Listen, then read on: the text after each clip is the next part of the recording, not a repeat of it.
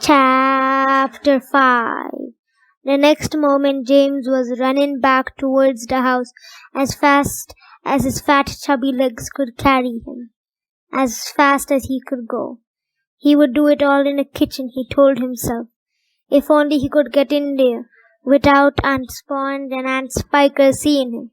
He was terribly excited. He flew through the long grass and stinging nettles, not caring whether he got stung or not, on his bare knees, and in the distance he could see Aunt Sponge and Aunt Spiker sitting in their chairs with their backs towards him. He soared away from them as to go round the other side of the house.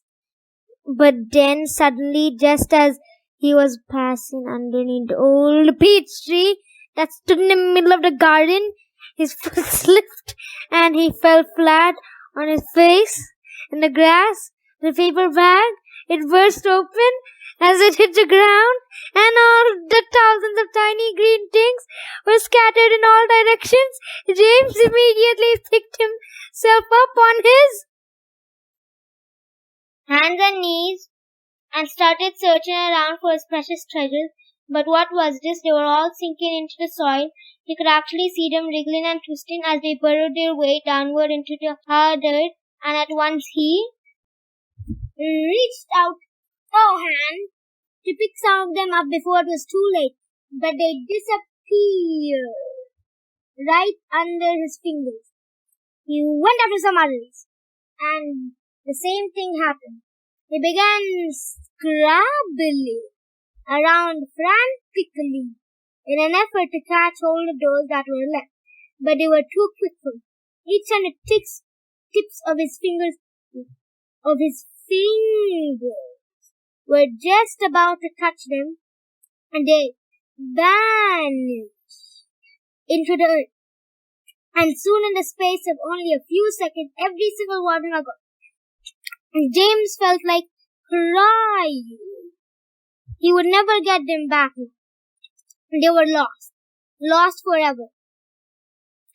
But where had they gone to? And why in the world had they been so eager to push down into the earth like that? What were they after? There was nothing down there. Nothing except the roots of the old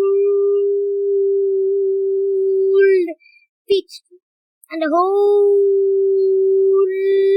lot of earthworms and centipedes and insects living in the soil.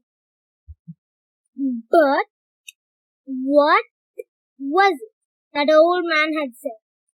Whoever they meet first, be it bug, insect, animal, or tree, that will be the one who gets the full power of their magic. Good heavens, thought James. What is going to happen in case if they do meet an earthworm,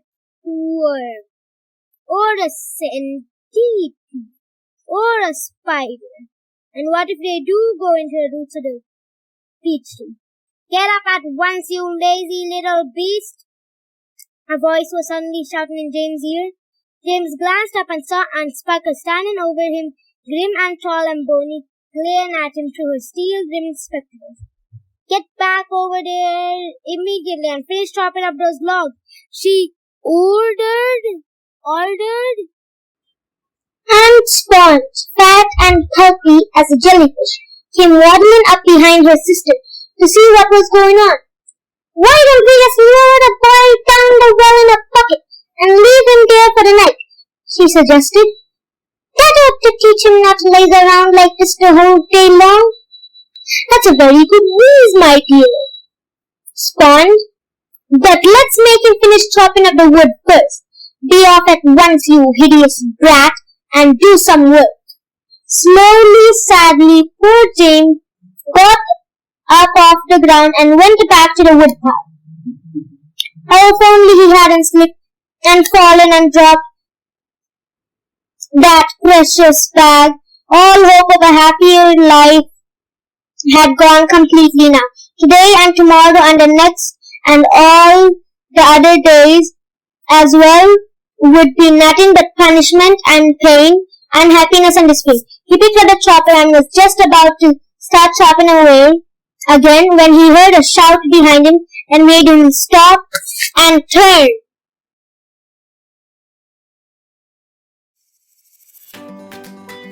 Next up is Chapter 6. Stay tuned!